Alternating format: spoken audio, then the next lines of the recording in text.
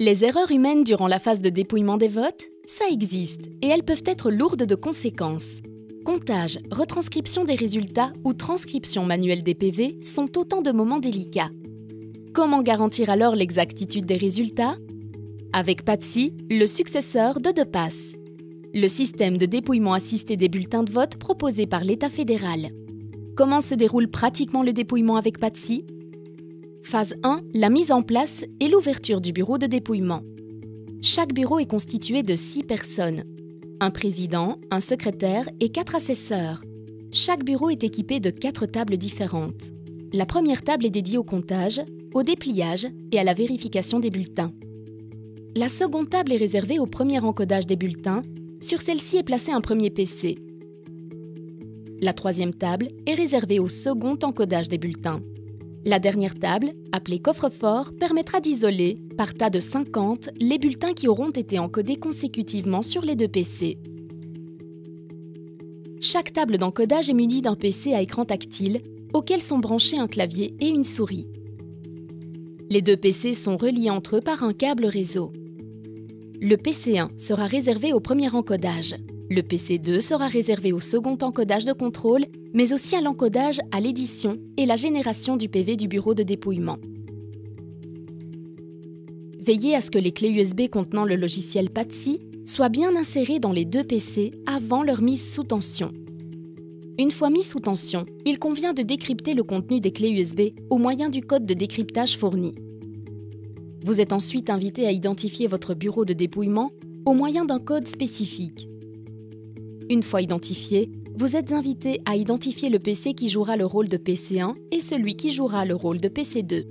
Une fois les tables arrangées, le matériel vérifié et les machines allumées, vous n'avez plus qu'à attendre les bulletins de vote avant de passer à l'encodage proprement dit de ceux-ci. Vous pouvez utiliser ce laps de temps pour encoder les informations administratives relatives à votre bureau de dépouillement. Phase 2, la réception et l'encodage des bulletins de vote. Le dépouillement s'effectue en 4 opérations. La première consiste dans le comptage des bulletins.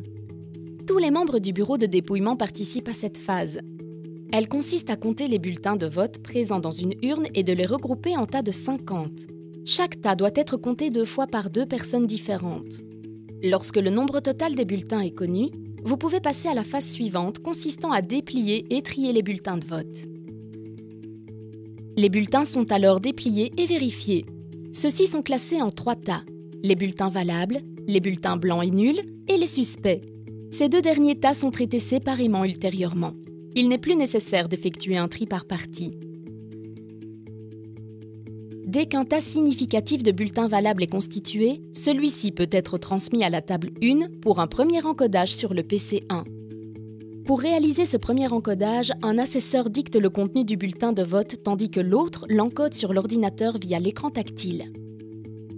Une méthode précise de dictée doit être respectée afin d'optimiser l'encodage des bulletins dans le logiciel. La méthode de lecture du contenu des bulletins valables doit être standardisée. Il convient d'abord de dire « liste » suivi du numéro et du nom de cette liste. Il est important de ne pas mentionner les noms de candidats et de terminer la lecture d'un bulletin de vote par le mot « fin ». Notez que celui qui dicte ne s'occupe que de ses bulletins, tandis que la personne qui encode ne s'occupe que de son écran. Après la validation d'un bulletin, le dicteur retourne le bulletin face vers le bas afin de préserver l'ordre d'encodage pour la seconde équipe. Dès qu'un tas suffisamment conséquent est disponible, il est transféré à la seconde équipe. Le dicteur de la seconde équipe retourne alors le tas devant lui de façon à conserver le même ordre d'encodage que la première équipe. Cette deuxième équipe travaille de manière similaire à la première. Lors de l'encodage d'un bulletin par la seconde équipe, une comparaison automatique avec le premier encodage est effectuée. Si les données sont identiques, le vote est comptabilisé et l'encodage peut se poursuivre. Si une différence est constatée entre les 2 encodages, un message d'alerte apparaît. Ce message fait apparaître les 2 encodages. La deuxième équipe peut alors comparer le bulletin original avec les encodages des 2 équipes. La seconde équipe peut alors choisir de conserver le premier encodage, de conserver le second encodage ou de repartir de l'encodage le plus proche de la réalité du contenu du bulletin en question. Le président est interpellé pour confirmer la consolidation du vote en question. À tout moment, le nombre de bulletins encodés et le détail par liste sont visibles sur l'écran. En ce qui concerne les bulletins suspects isolés en début de processus, ils sont examinés par les membres de l'équipe en fin de processus. En fonction des décisions prises, ils sont encodés comme des bulletins valables ou rejoignent le tas des bulletins blancs et nuls. Lorsque tous les bulletins valables ont été encodés, on peut passer à l'encodage des bulletins blancs et nuls isolés précédemment. Ceux-ci sont transmis à la première équipe qui les compte et les encode. Ils sont ensuite transférés à la seconde équipe qui réalise la même opération. Une fois l'ensemble des bulletins réceptionnés, encodés sur les deux PC, vous pouvez passer à la dernière étape. Phase 3, la clôture du bureau. Cette dernière étape se déroule intégralement sur le PC 2. Lorsque le nombre de bulletins encodés est identique sur les deux PC, le bouton permettant la fermeture du bureau de dépouillement apparaît sur l'écran du PC 2. En cliquant dessus, une nouvelle fenêtre apparaît.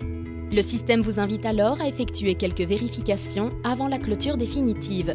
Vous êtes amené à vérifier la date et l'heure, vérifier si le nombre cumulé de bulletins réceptionnés correspond bien au total des enregistrements effectués sur le PC1 et le PC2, vérifier et compléter le cas échéant la composition du bureau de dépouillement, consulter et vérifier l'historique comparatif, éditer l'annexe du PV digital, visualiser le PV digital au format PDF. Cette action engendre la génération des codes de validation à recopier manuellement sur le PV papier pour valider ce PV comme étant la version effective à transférer au bureau principal. Notons qu'il est essentiel d'attendre que les deux PC se soient éteints correctement avant d'ôter les deux clés USB. Le bureau est ensuite clôturé.